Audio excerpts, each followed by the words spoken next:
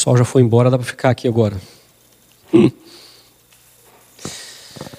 Queridos, nesses dias assim, eu tenho vivido um tempo de muita inquietação no meu coração a respeito da igreja perseguida. Os irmãos que fazem parte da oração aqui antes sabem disso. Todos os sábados praticamente eu sempre trago alguma informação ou algum pedido de oração a respeito da igreja perseguida. A instituição da Missão Portas Abertas, eles fazem uma watch list, já há mais de 20 anos que eles fazem, com 50 países que mais perseguem os cristãos. E toda essa reflexão sobre isso tem realmente assim mexido, né, com a minha vida, e me feito refletir também sobre a condição da igreja livre. E a mensagem que eu vou ministrar hoje, ela tem a ver com isso. A batalha da igreja livre. Tudo que diz respeito à igreja envolve uma batalha. Desde o início, desde a história do início da igreja, nós vamos perceber que há sempre uma batalha envolvendo a igreja. Desde a questão da perseguição até a questão da influência de doutrinas heréticas, nós vemos a igreja sofrendo e lutando para viver, para sobreviver e para cumprir o propósito da sua própria existência. E nos dias de hoje não é diferente, né? A igreja, ela vive um tempo de batalha. E nós, a igreja livre, vivemos esse tempo de batalha. A igreja perseguida vive também o seu tempo de batalha, a sua forma de batalha. O apóstolo Paulo, quando ele fala sobre isso, ele usa expressões como luta, guerra, batalha. E é interessante que em todas essas passagens em que ele cita isso, ele não menciona isso numa conotação física. Ele não está falando de uma militância física em que a igreja pega em espada ou em armas para lutar de forma física. Mas ele fala de um outro tipo de arma, e até mesmo por causa da natureza dessa luta.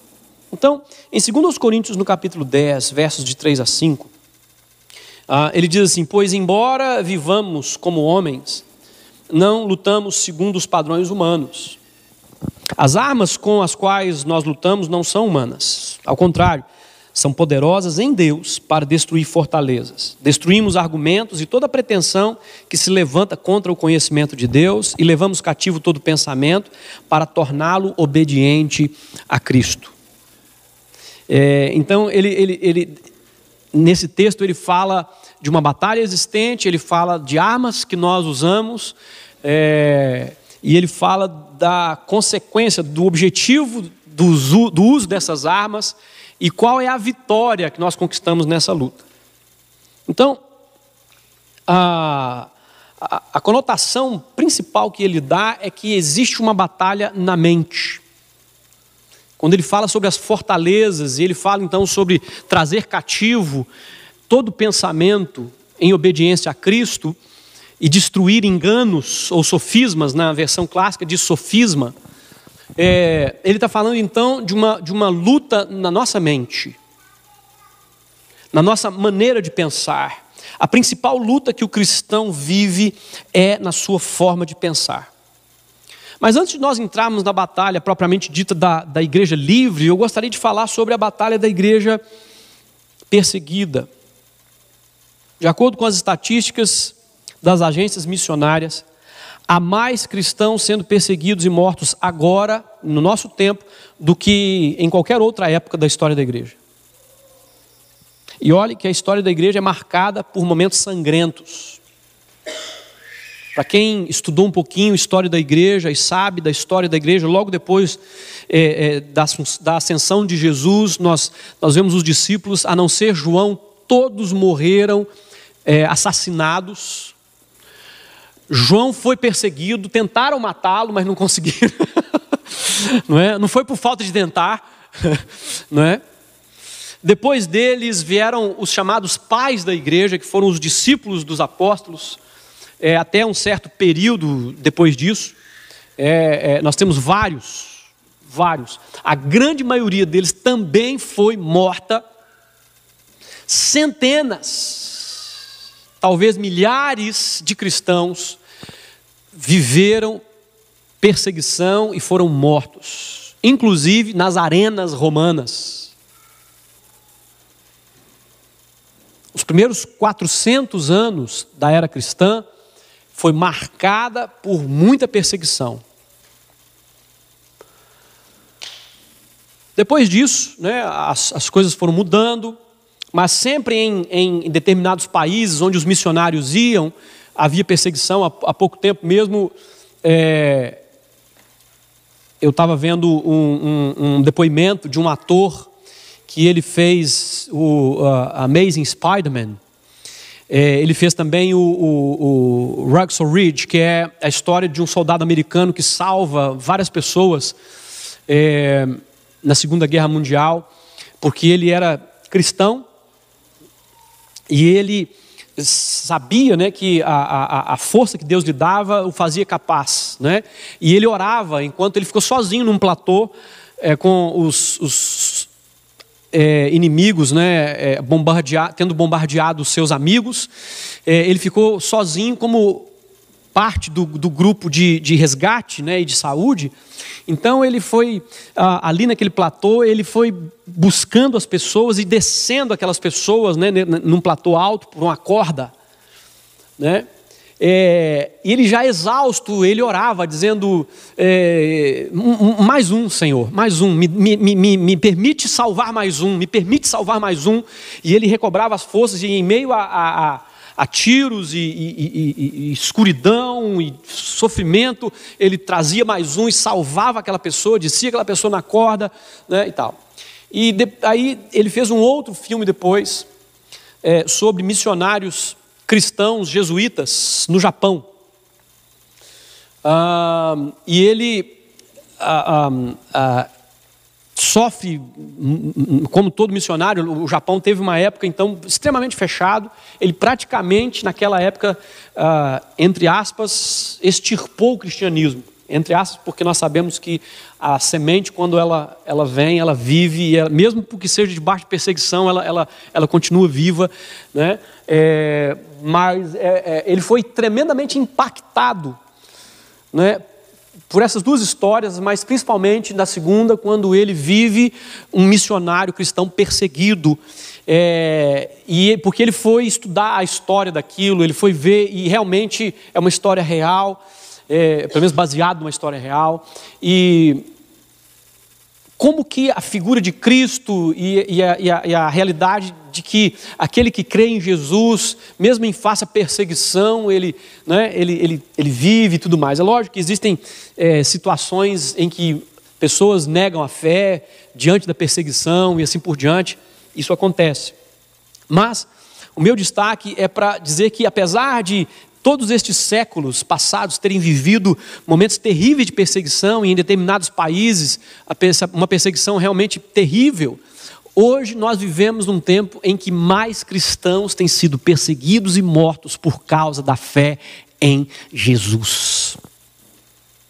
Não sei quanto a você, mas isso me assusta, num certo sentido, porque, entre aspas, era suposto nós vivermos em um século de informação, em um século em que as pessoas, né, por causa da informação, seriam também menos bárbaras. Mas isso não é verdade. A igreja, a semente do evangelho continua sendo perseguida, porque o inferno tenta matar essa semente desde que ela foi plantada na terra. Foi assim e será assim até o fim. E Apocalipse nos deixa muito claramente essa verdade, falando sobre uma batalha final, onde muitos cristãos continuarão sendo mortos por causa da sua fé. Mas qual é a batalha da igreja perseguida? Muitos podem pensar que a batalha da igreja perseguida é a batalha da fé, é a batalha de você não ser pego, é a batalha de você estar convivendo sempre com essa coisa das pessoas te perseguindo, a falta da liberdade. Mas eu digo a você que essa não é a maior batalha da igreja perseguida. A maior batalha da igreja perseguida é: eu vou amar o meu inimigo?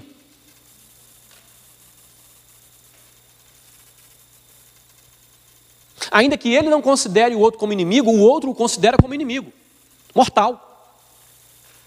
E ele sabe que se um dia ele for pego, ele vai ser morto. E às vezes pelos da própria família.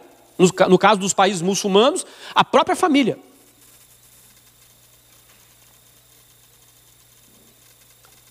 Sabendo disso, a questão é: quando o momento chegar, eu vou amar os meus inimigos, ou mesmo vivendo e convivendo entre eles, eu vou amá-los, seguindo a ordem e a palavra de Jesus, que disse: amai os vossos inimigos. E essa luta, ela se expande. Eu vou orar por aqueles que me perseguem.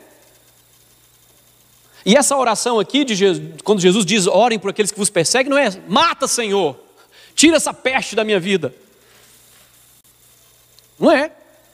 Essa oração é no sentido de interceder pela pessoa, para que ela seja tocada, para que ela seja movida, para que ela seja ajudada. Eu vou orar por aquele que me persegue.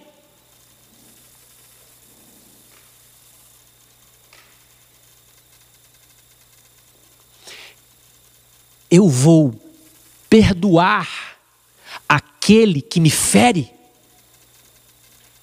Eu vou perdoar aquele que mata a minha família. Aquele que me tira da minha casa, me espanca, me rouba os bens.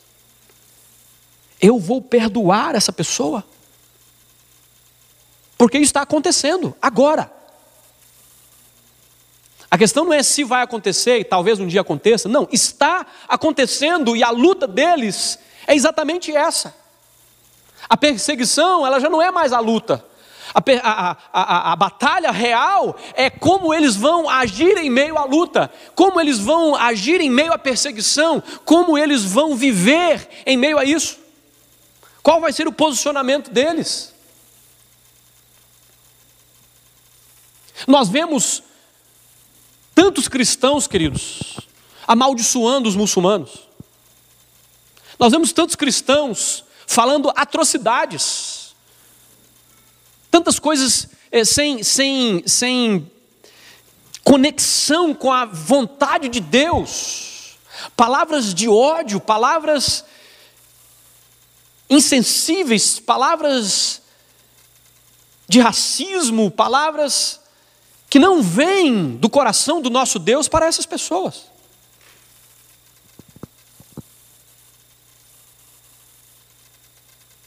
Nós fomos chamados para amar os nossos inimigos. Nós fomos chamados para orar por aqueles que nos perseguem. Nós fomos chamados para perdoar aqueles que nos ferem. Ou eu estou viajando na maionese? Eu estou lendo no livro errado? Não, essa é a palavra de Jesus, essa é a verdade que Ele nos deixou. Para nós que vivemos num contexto de igreja livre, queridos, como que nós aplicamos essa palavra no nosso coração? Oh Senhor, né, eu tenho que amar o meu chefe.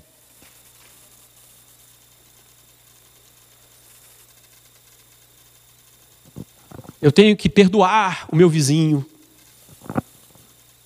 Né? Ainda que sejam às vezes situações reais, situações de verdadeira perseguição, não é?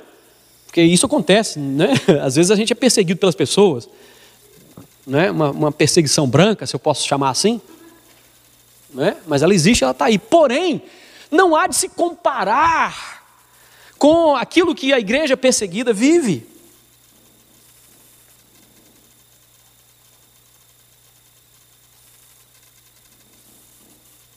Eu vi comecei a ver um documentário sobre um bispo iraniano que foi morto alguns anos atrás.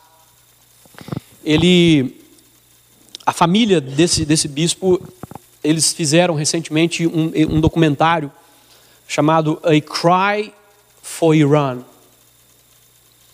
em que eles falam da vida desse homem, de como Deus o usou na vida de tantas pessoas lá. A razão do assassinato dele foi porque ele se colocou a favor de um convertido do Islã para o cristianismo, e ao defendê-lo, ele comprou muitos inimigos, né? Ele achou muitos inimigos e acabou mesmo sendo assassinado por essas pessoas. E a família, eles colocam uma coisa interessante ao apresentar esse documentário. Eles dizem assim: à medida que os anos passaram, nós saímos de uma posição de ódio e de vingança para uma posição de perdão, de amor e de intercessão.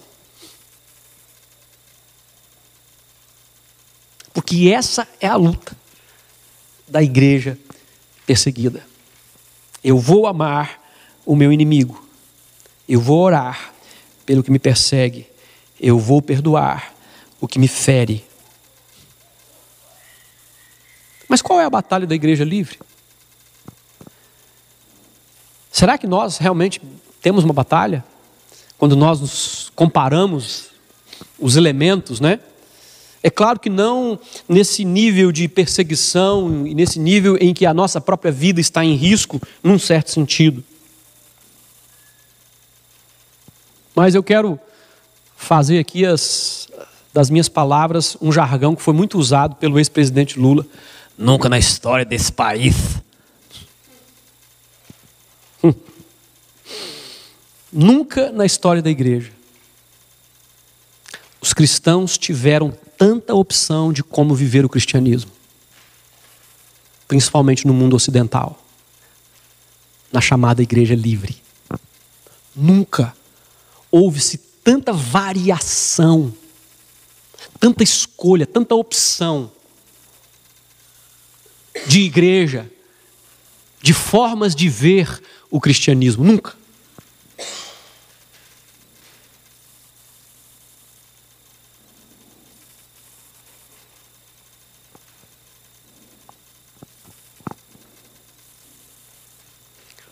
Nós podemos dizer que existe cristianismo para todo gosto.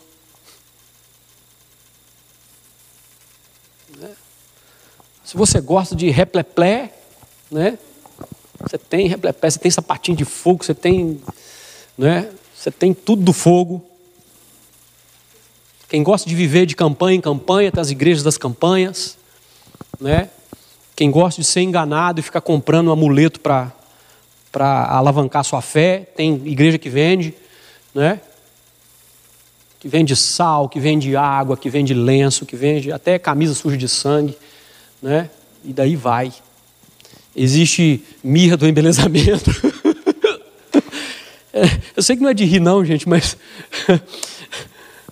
é um negócio assim terrível. Uma pessoa pensar que vai usar uma mirra e vai ficar mais bonita ou menos feia, né? Sei lá.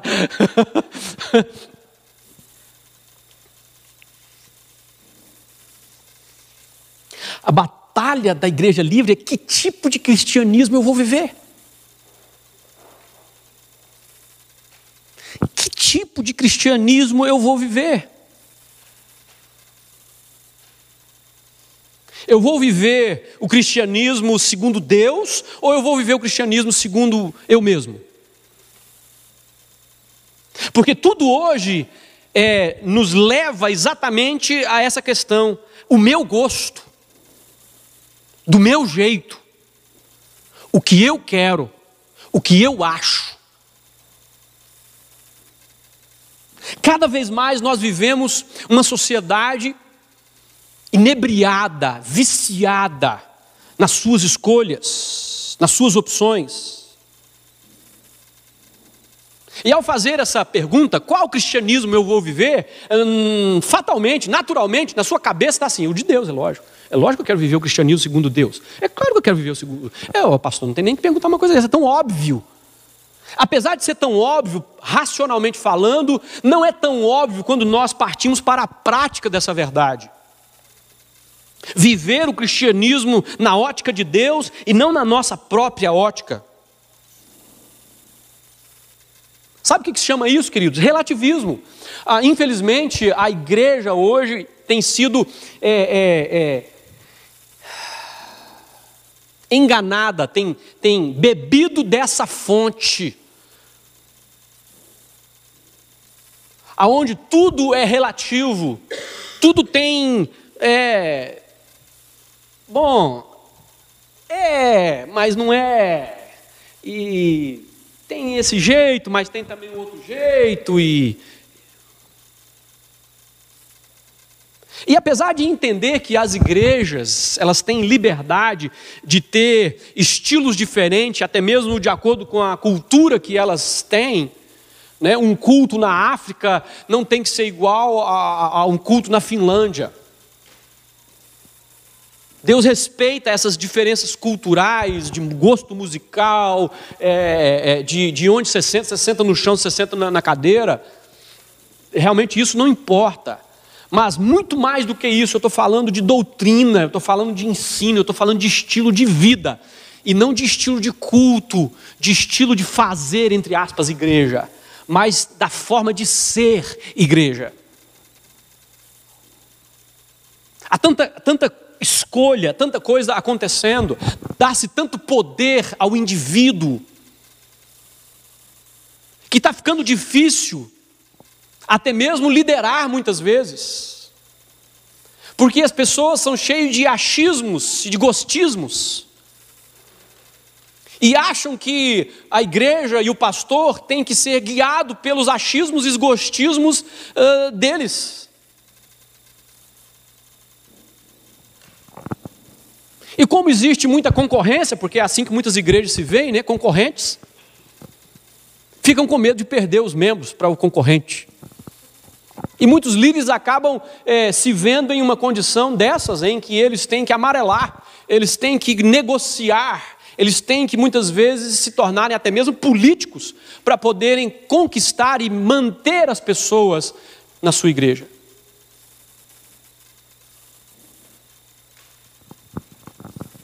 Ou eu estou viajando na maionese, ou eu não estou dando um retrato para você da situação vigente.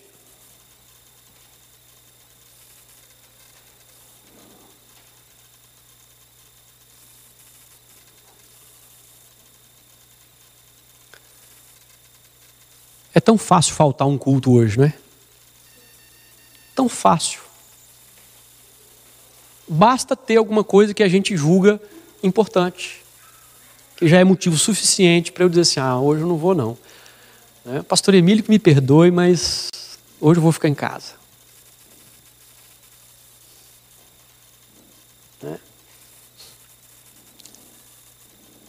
Alguém pode argumentar assim, pastor, mas desde quando faltou o culto é pecado? Né? Na verdade, não é pecado não. Faltar o culto não é pecado. E ninguém tem que se sentir culpado de pecado ao faltar num culto.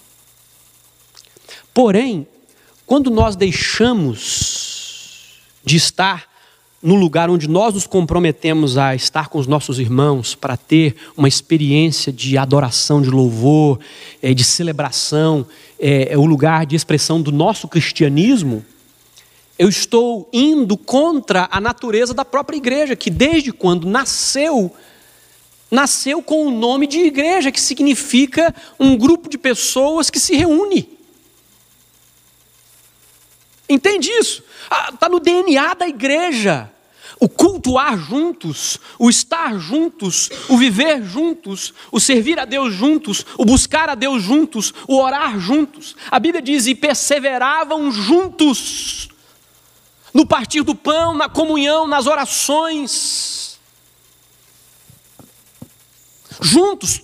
E no contexto da igreja primitiva dizia-se todos os dias, no templo e nas casas.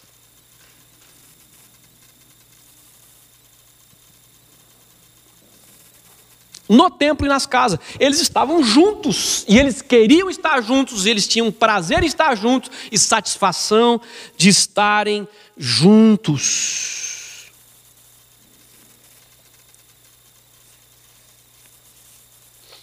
Sabe o que é você menosprezar aquilo que tem tanta gente sofrendo para ter? Sabe o que é você desdenhar aquilo que tem gente morrendo para ter e não tem? Coloca na tela para mim aquela imagem, por favor, querida. Rafa vai colocar a imagem da igreja na Coreia do Norte. Hoje a Coreia do Norte é o país número 1 de perseguição contra os cristãos. E esse texto ele fala sobre uma igreja, uma parte onde um parceiro deles foi visitar, tem 12 famílias cristãs para encorajá-los. Essas 12 famílias têm apenas uma Bíblia. Não é uma por família, não. As 12, a Bíblia pertence às 12 famílias, uma Bíblia. Cada família precisa ter turnos, né, para poder pegar a Bíblia emprestada. Eles escondem a Bíblia num lugar secreto, a fim de não ser descoberta. Uma vez por mês, 3 famílias se reúnem para adorarem juntas. Uma vez por ano, as 12 famílias vão para uma montanha, aliás, para o vale, né? E lá elas oram em segredo e têm comunhão em segredo. Uma vez por ano.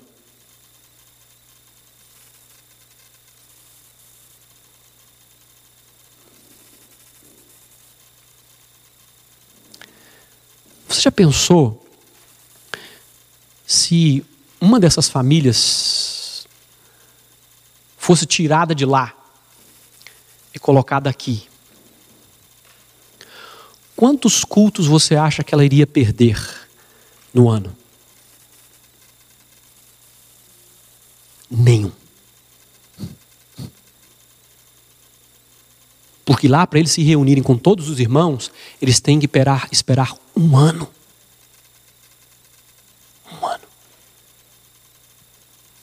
Com o risco de serem pegos, ou serem mandados para a prisão, ou serem mortos. Porque é isso que acontece na Coreia do Norte. O cristão, ele é considerado inimigo do Estado.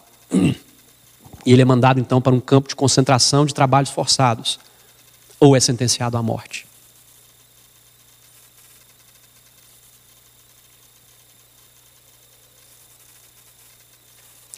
E eu juro para você que eu hesitei antes de trazer esse exemplo, de falar sobre reunião de culto, porque alguém pode dizer assim, o pastor está dizendo isso para tentar manipular as pessoas, para que a frequência da igreja aumente.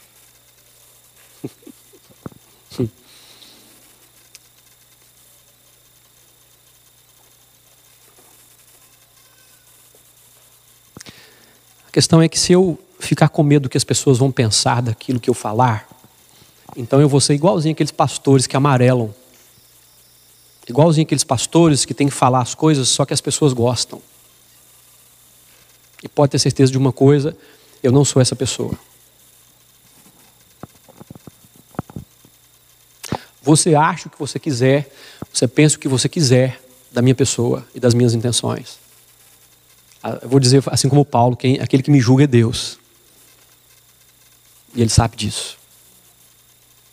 Porque acima de tudo, a minha preocupação, queridos, é com o tipo de cristianismo que nós vivemos hoje. Esse foi apenas um exemplo. A reunião de culto é apenas um exemplo. E um exemplo muito corriqueiro, né? Muito fácil da gente se relacionar com ele.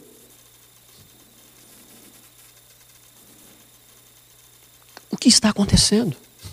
A igreja está se amoldando, se conformando a este século.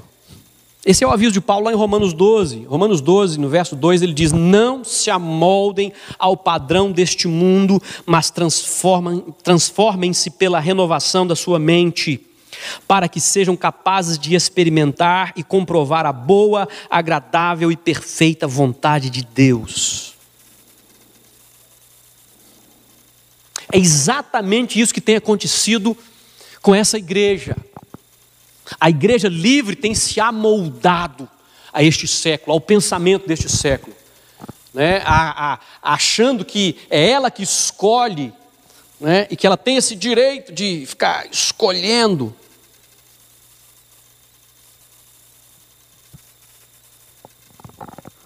Mas eu quero dizer para você que a nossa escolha, ela é a seguinte: a nossa escolha é tomar a nossa cruz e seguir Jesus, ou não. Como cristãos, nós não temos outra opção. Não existe pegar um pedaço da cruz, metade da cruz, pegar a cruz e não seguir Jesus. Não existe possibilidade disso acontecer. A possibilidade, ela é uma só. Aliás, ela é duas. Ou você assume o papel de cristão no requisito que Jesus nos fez, dizendo: aquele que quiser ser meu discípulo, negue-se a si mesmo, tome a sua cruz e siga-me. Ou não. Não existe espaço para pretensão. Não existe espaço para... quando tudo está bem, eu sou discípulo, né?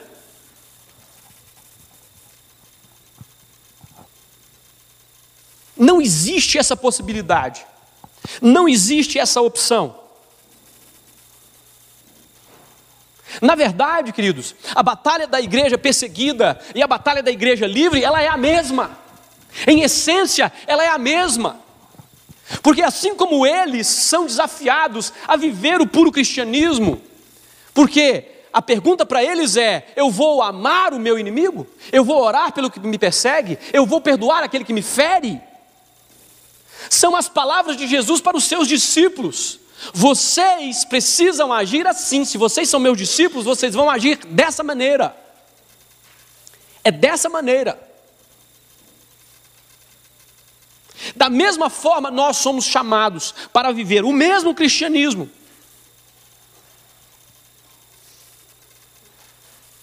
O grande desafio é trazer cada pensamento à obediência de Cristo Jesus.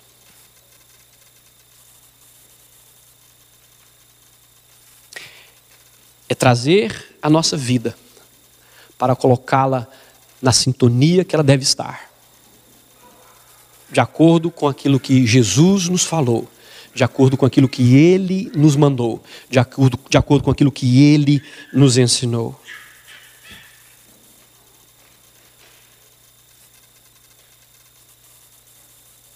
Transformem-se pela renovação da vossa mente.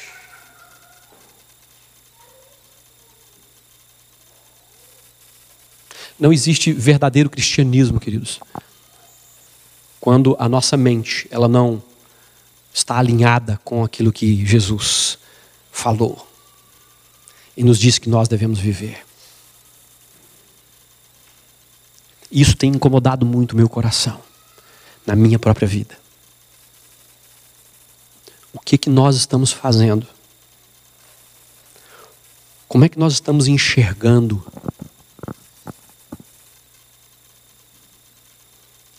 a nossa cidade, o nosso país? Como é que nós estamos enxergando o nosso vizinho? Como é que nós estamos enxergando o islamismo? Ou os muçulmanos?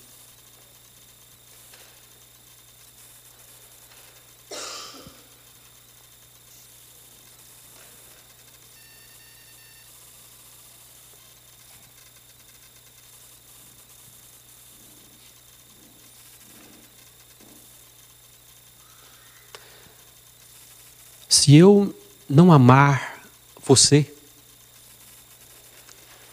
que chance eu tenho de amar o meu inimigo?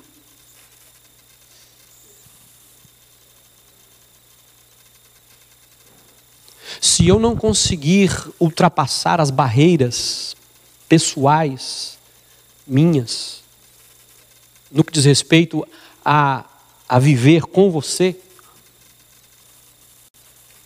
como é que eu posso orar por aqueles que me perseguem, perdoar aqueles que me ferem? Entende, querido? É a mesma batalha, é a mesma luta. Eu vou obedecer a Jesus, eu vou viver o evangelho de Jesus, eu vou me lançar nessa vida, ou eu vou continuar vivendo o meu evangelho meia boca, ou eu vou continuar vivendo a trancos e barrancos, ou eu vou continuar com a minha devoção fracassada.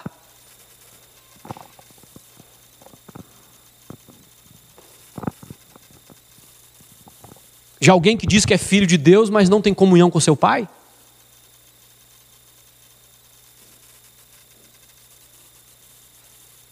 De alguém que diz que crê em Jesus, mas não fala do seu amor para as pessoas?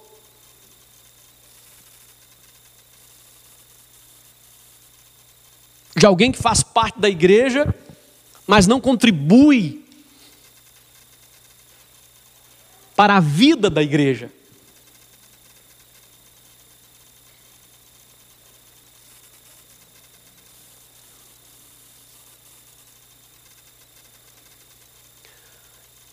Como é que nós vamos viver?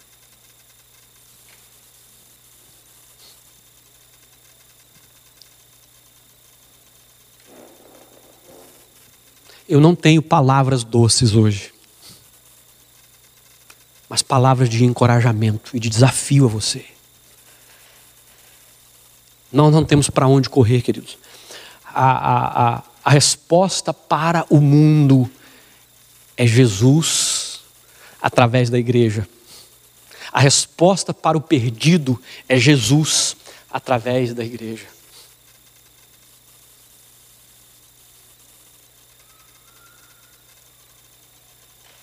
O nosso mundo não vai melhorar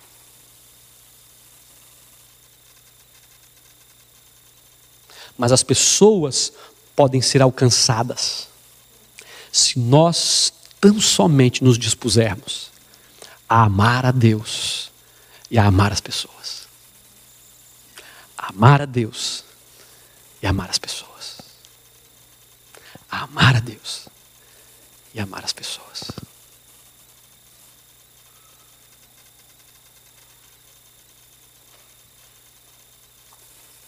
Essa é a batalha da igreja livre.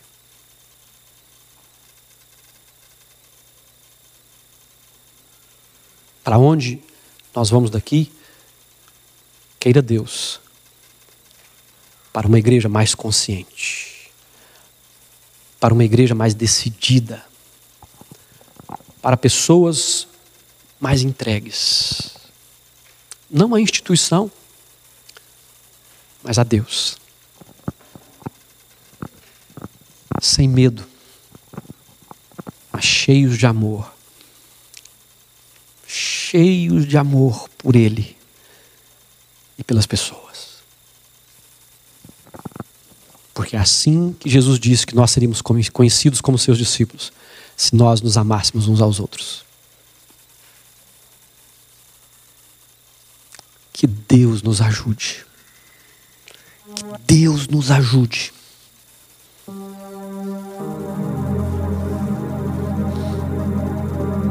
Que Ele incomode o nosso coração, queridos.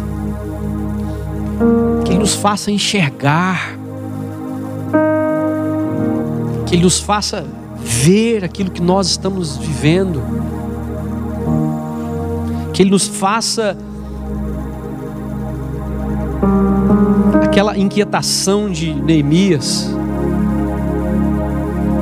quando ele ouviu do estado de Jerusalém e ele não conseguia comer. Que Deus inquiete o nosso coração para um retorno dar uma volta. É preciso voltar. É preciso voltar a essa essência.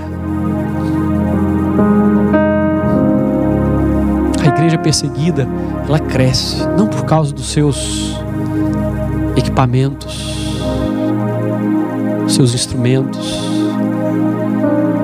do seu prédio. Ela cresce porque existe um amor profundo por Jesus, que os leva a enfrentar a morte. Eles não têm as mesmas distrações que nós temos.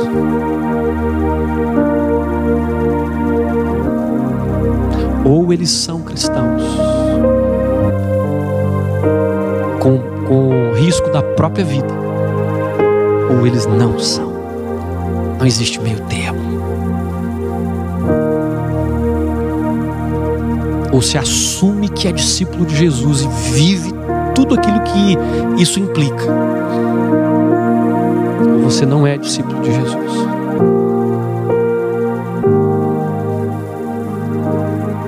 Que nós possamos ter a mesma verdade plantada no nosso peito.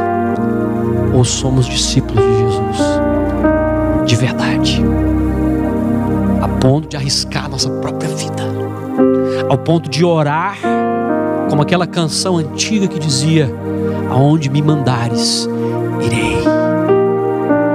Não importa onde for, seguirei o meu Senhor, sobre terra ou mar, aonde Deus mandar, irei.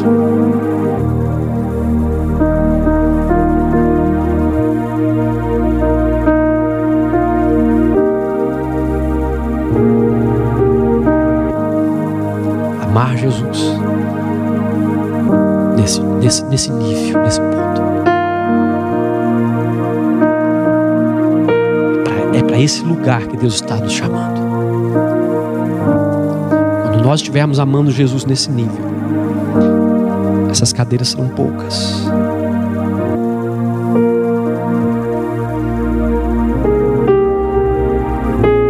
Porque as pessoas encontrarão o Salvador em você, através de você, porque Ele vai ser o seu assunto, Ele vai ser a sua paixão, Ele vai ser o seu hobby, Ele vai ser o seu tudo, o seu centro, o seu equilíbrio, o seu ar, a sua respiração, o amor da sua vida.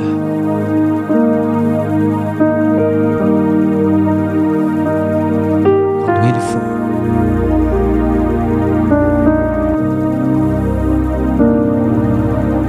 Jesus disse isso. Ele disse assim: quando eu for levantado da terra, todos atrairei a mim.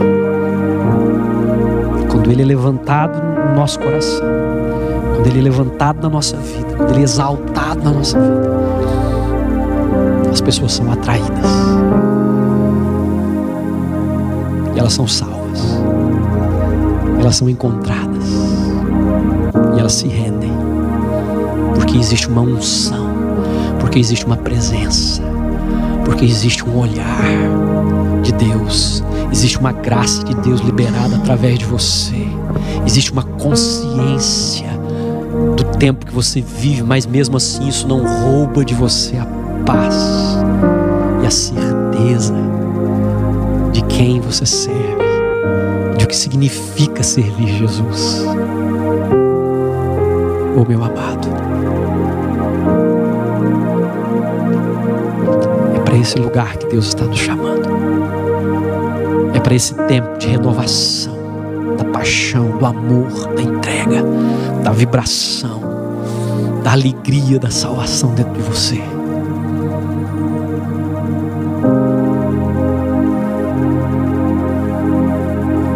Feche os seus olhos comigo.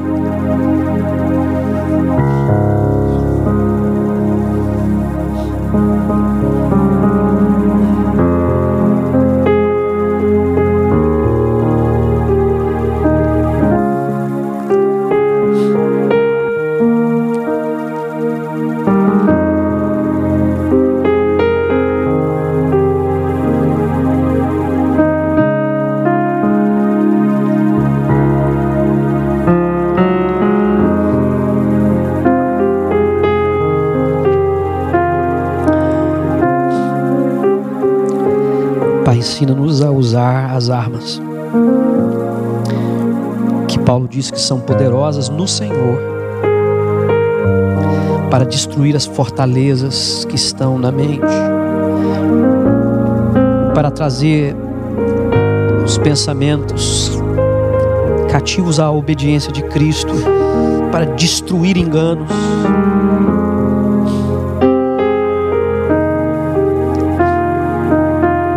Pai, faz-nos enxergar em nós aquela mentalidade que tem trazido prejuízo para a nossa devoção, aquela mentalidade que tem nos prendido, Senhor, a nos dedicar mais.